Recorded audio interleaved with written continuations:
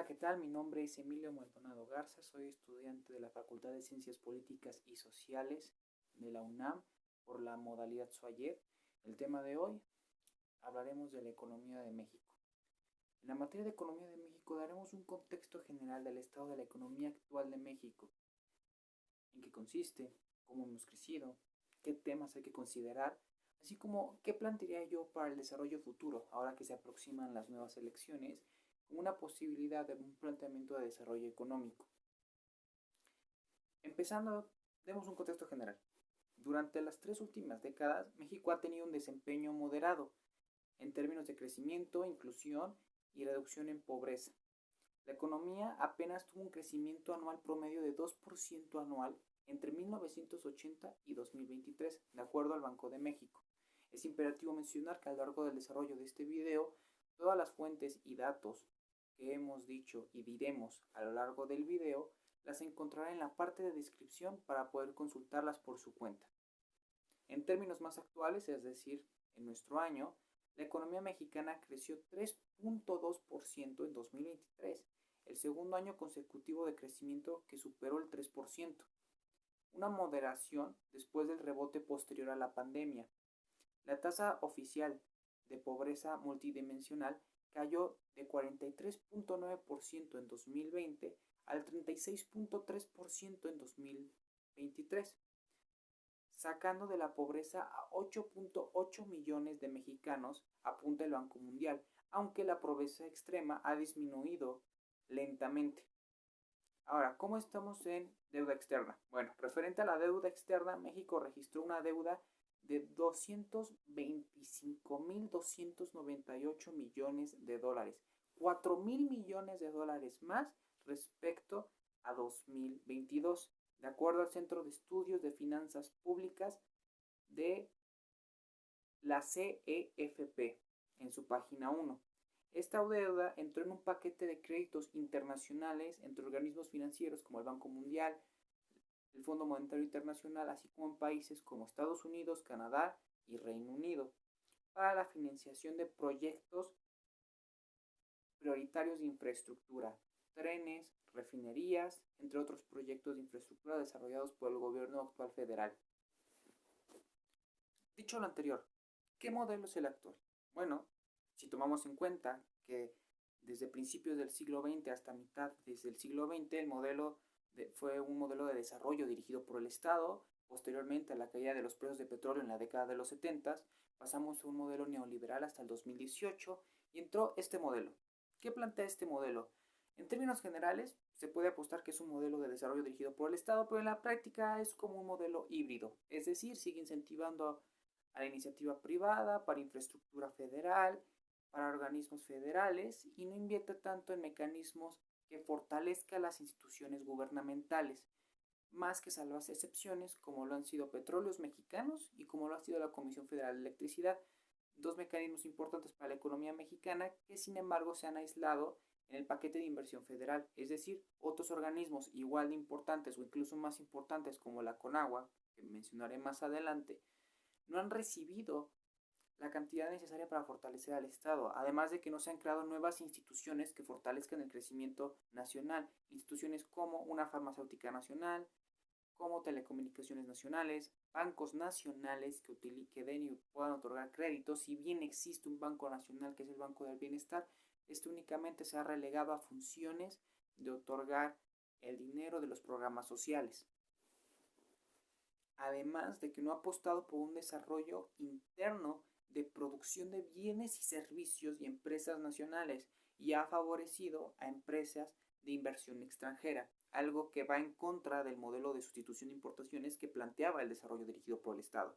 Por el contrario, se ha dependido más del comercio con Estados Unidos, convirtiéndonos en el primer socio comercial de Estados Unidos, que si bien tiene sus beneficios en cuanto a inversión y atracción de empresas multinacionales al territorio mexicano, el gobierno mexicano no ha sido capaz de producir sus propios bienes y servicios sin necesidad de externos y producir sus propias empresas nacionales de inversión para atraer mano de obra y que esta mano de obra no se desperdicie en empresas multinacionales que no dejen beneficios brutos al territorio mexicano. por lo cual esta modalidad de dependencia que nos continua y que ya es mutua entre Estados Unidos y México presenta beneficios, pero las desventajas llegan a ser más grandes, pues México es vulnerable a las fluctuaciones de mercado y las fluctuaciones internas que generaría Estados Unidos, recordando que en el actual contexto Estados Unidos está involucrado de manera indirecta en conflictos armados como la guerra de Rusia y Ucrania o la situación de Gaza entre Israel y Palestina, por lo cual el mercado estadounidense se vuelve volátil y México es el primero en resentirlo. Una recesión de Estados Unidos, un embargo hacia Estados Unidos o implicaciones que pueda tener en gasto de guerra Estados Unidos lo va a resentir México directamente. Si no se diversifica en el mercado internacional y apuesta por un desarrollo regional con Iberoamérica, no seremos capaces de crear un escudo que no nos vuelva vulnerables a las condiciones que plantee Estados Unidos. Este es una serie de 3 problemas principales, ese es uno.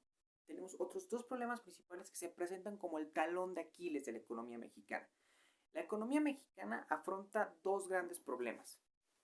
En primer lugar, el crimen organizado. De acuerdo al portal El Estatista, que es un portal de datos macroeconómicos y microeconómicos, así como de otros tipos de datos, señala que el número de homicidios involucrados y vinculados al crimen organizado en 2022 fue de 42.888 homicidios, 11.000 personas más que las registradas en el 2015, que fueron 31.192. El mercado informal ilegal, el cobro de piso, la extorsión al comercio y el robo agraviado de mercancía ahuyenta, señala Francisco Col del portal Forbes, la inversión a territorio mexicano y ello implica pérdidas cuantiosas. Por ejemplo, entre 2010 y 2022, México perdió 872 millones de dólares debido al crimen organizado, señala el portal 21 Perú en base a un estudio de Global Financial Security. Ello se debe a la falta de políticas de seguridad eficientes en cada sexenio de este siglo, esbozando la impunidad y la corrupción entre el modelo interno del gobierno federal. El segundo problema se presta a ser el tema del agua, pero ese tema lo abordaremos más adelante. Ahora, no todo tiene que ser malo. México tiene grandes fortalezas económicas. Por ejemplo, en primer lugar, México es un país comercial sólido que exporta bienes y servicios y que lo han vuelto una potencia regional, siendo el mayor socio comercial, como señalamos, de Estados Unidos a nivel mundial, el socio número 2 de la Unión Europea en Latinoamérica después de Brasil, así como el principal socio comercial de Japón en Latinoamérica y el segundo socio comercial más importante de China en América, después de Estados Unidos y después de Brasil. Además, fenómenos como el nearshoring permite mostrar la capacidad de mano de obra barata y calificada, lo que genera un gran atractivo comercial. México además posee una recaudación tributaria sana. Por ejemplo, de acuerdo al portal de la Secretaría de Hacienda, en 2023 México recaudó 4.531.730 millones de pesos, 705.000 millones más que en 2022. Esta recaudación permite mostrar lo sano en lo posible de la economía mexicana reflejada en su recaudación tributaria. Asimismo, México presenta proyectos interesantes a largo plazo que le pueden generar grandes beneficios económicos. Un ejemplo de ello y de desarrollo nacional a largo plazo ha sido el tren interoceánico en el Istmo de Tehuantepec. Ese tren pretende en lo posible, aunque a menor escala, reemplazar o dar un alivio a los buques comerciales en el Canal de Panamá, mediante un sistema ferroviario remodelado que permita conectar el Océano Atlántico con el Océano Pacífico y viceversa en el transporte de carga comercial. Aunque si realmente México quiere tener una industria sana, ya sea a nivel gubernamental o a nivel privado, se debe de centrar un problema prioritario, el número 1 sobre todos los problemas, que es el tema del agua. Todo país económicamente sano requiere de agua para su uso y el uso que éste se le da a todas las implicaciones que tiene. Un país desarrollado tiene agua para refrigerar los mecanismos de producción en las zonas industriales, para poder regar los centros de cultivo y alimentar a los ganados y hidratar a los ganados. El agua, desde la concepción del agua brutal, es decir, todo lo que requiere agua para su producción, refleja la importancia de este vital líquido en la economía de cualquier país. Un país realmente desarrollado cuenta con grandes volúmenes de agua sin importar su condición geográfica o condiciones externas como el cambio climático o el calentamiento global. ¿Por qué? Porque tiene y posee políticas de agua eficientes y mecanismos eficientes que permiten crear tecnologías nuevas del agua para su uso y aprovechamiento. México lamentablemente no ha sido uno de esos países. Tan solo en el actual sexenio, la Conagua ha perdido 70% de su presupuesto anual, un organismo que se encarga de proveer y generar las condiciones necesarias para que un país tenga agua. Que se le quite el 70% del presupuesto es una cosa inimaginable, tomando en cuenta que sectores con mayor pérdida y con menor beneficio, como es Pemex, que recauda 4.1% del PIB anual, y que no se le pueda dar tan solo 1% de ese PIB a un sector tan importante como el agua, que es lo que requiere para ser funcional, se me hace una barbaridad. Entendamos que sin agua no tenemos mecanismo de refrigeración, no tenemos agua potable para los ganados y para los sectores agrícolas, y no tenemos agua para uso común. Esto genera condiciones inhumanas y genera condiciones de pérdida, tanto económica como social. Por lo cual, si México requiere de una nueva estrategia, se debe de centrar en una nueva cultura del agua. Se requiere más inversión a la Conagua, fortalecer a la Conagua, darle mecanismos necesarios para que pueda fungir, reinvertir en el IMTA, el Instituto Mexicano de Tecnologías del Agua, para desarrollar nuevos sistemas de captación de lluvia, nuevos sistemas de tratas de aguas de segundo uso, es decir, agua que ya no es para consumo humano, pero que se puede utilizar tanto para la agricultura, para refrigerar máquinas de producción y que se puede utilizar para otras industrias que no son necesariamente de alimentos, así como generar las condiciones tecnológicas necesarias para crear sistemas de riego más eficientes y con menor consumo de agua y que aproveche en su totalidad la captación pluvial. Por lo tanto, México requiere una inversión anual solo en infraestructura hídrica de 90 millones de pesos anuales, de los cuales solo se han invertido 45 millones, de acuerdo a Hernández del portal Forbes. Si queremos nosotros desarrollarnos plenamente, necesitamos centrarnos en el agua, en su uso y disponibilidad. Hoy la pérdida Cutzamala está al 22% y mucho se puede y se debe al calentamiento global. Pero también recordemos que en el Estado de México, en la zona metropolitana del Valle del Toluca, las zonas industriales como la industria de Nestlé y la industria de Coca-Cola genera grandes volúmenes de agua que absorbe y que mucha de esta agua no se utiliza plenamente en la creación de refrescos y de alimentos. Mucha se desperdicia, no se trata y no se reinyecta a los cuerpos de agua utilizados y explotados.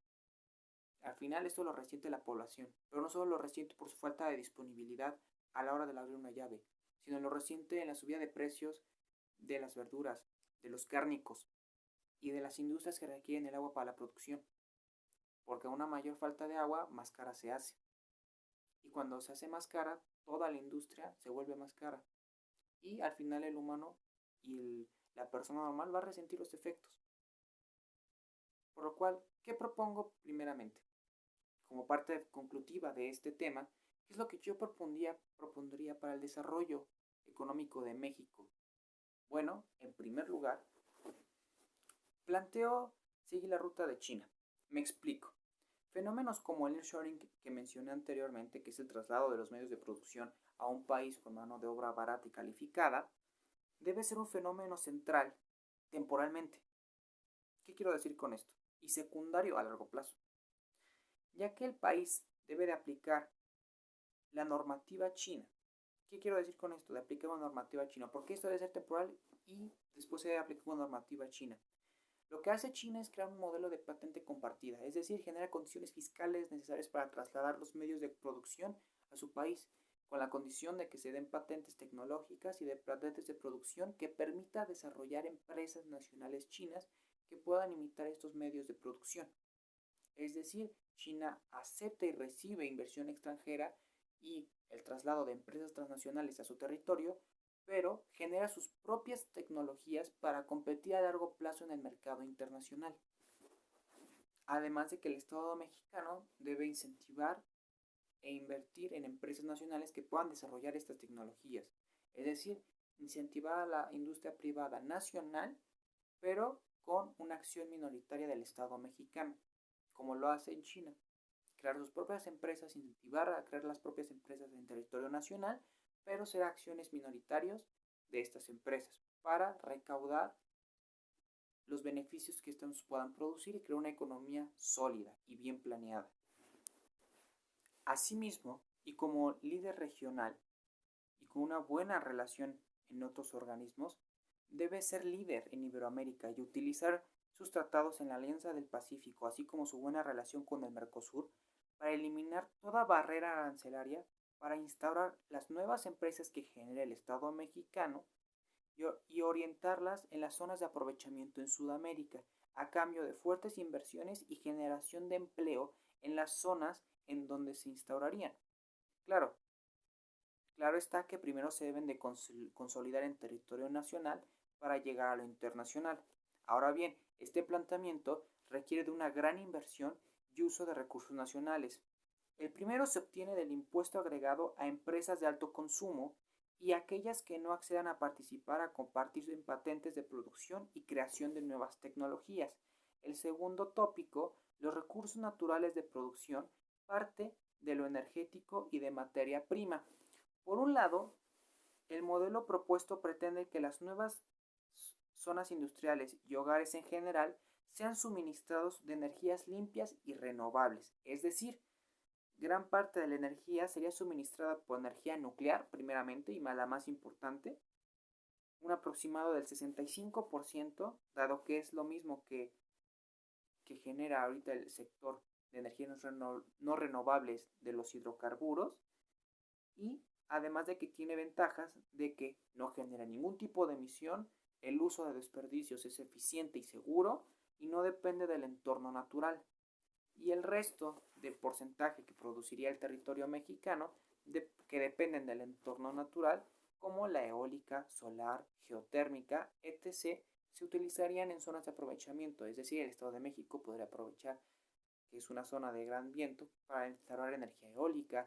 Puebla podría utilizar la energía que produce el Popocatépetl para generar energía geotérmica. La zona del norte del país podría producir perfectamente energía solar, como el proyecto que se está haciendo en Sonora de la planta solar más grande de México, y seguir instalando eso en cada uno de los territorios del norte del país.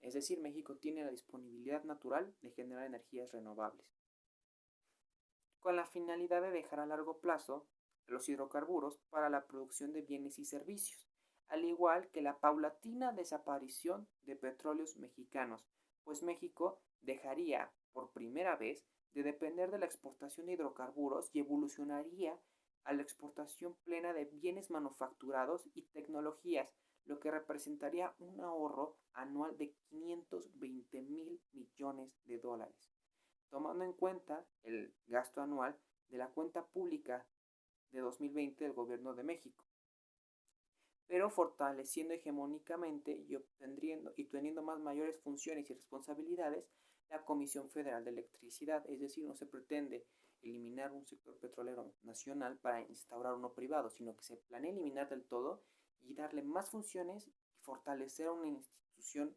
federal como la Comisión Federal de Electricidad, alcanzando una plena soberanía energética, pero también una independencia comercial y un avance significativo en el tópico del cambio climático.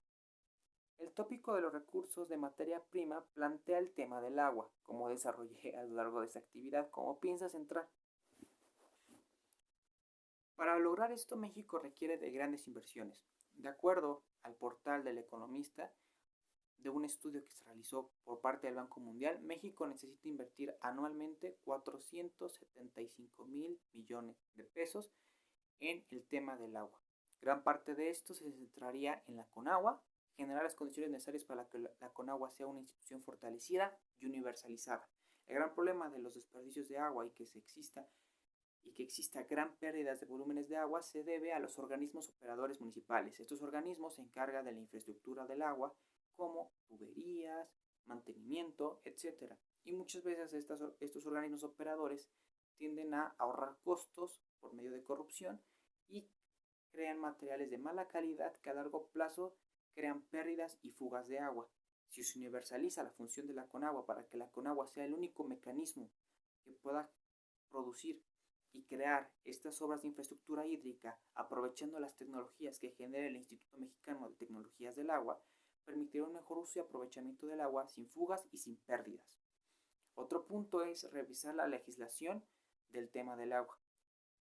De hecho, por poner un ejemplo, la Ley de Aguas Nacionales, en su artículo 17, presenta una contradicción sobre el uso y el aprovechamiento de acuíferos y de aguas subterráneas, en la cual se le da pleno uso a las industrias privadas de utilizar el agua de los acuíferos y del agua subterránea para su propio uso sin ningún límite, y que solo el Ejecutivo, si así lo decide, puede quitar estas concesiones. Se deben de revisar las concesiones, reformular las concesiones y generar incentivos para que las empresas y las industrias de alto consumo de agua tengan plantas de tratamiento de agua para el agua que no utilicen, y el agua que se contamine y se vuelve agua de segundo o tercer uso se trate y se reinyecte a los acuíferos, a las zonas subterráneas, o en su caso se redireccione a una planta de tratamiento estatal para redirigirla a zonas rurales que no tienen agua actualmente. Por lo cual es posible generar una economía sana y que utilice de manera adecuada el agua. Se deben aprovechar las tecnologías del agua y debe existir una política eficiente, así como una legislación eficiente que cree procesos vinculantes para aquellos que no cumplan el cuidado del agua. Que, más que nada, este descuido se viene del sector privado, de empresas multinacionales como Coca-Cola o como Nestlé, o las cerveceras en producción nacional. Ese es el tema de hoy. Es muy interesante, entendamos que la economía de México está sana, pero presenta retos en crimen organizado y sobre todo retos en su tema ambiental, como el agua.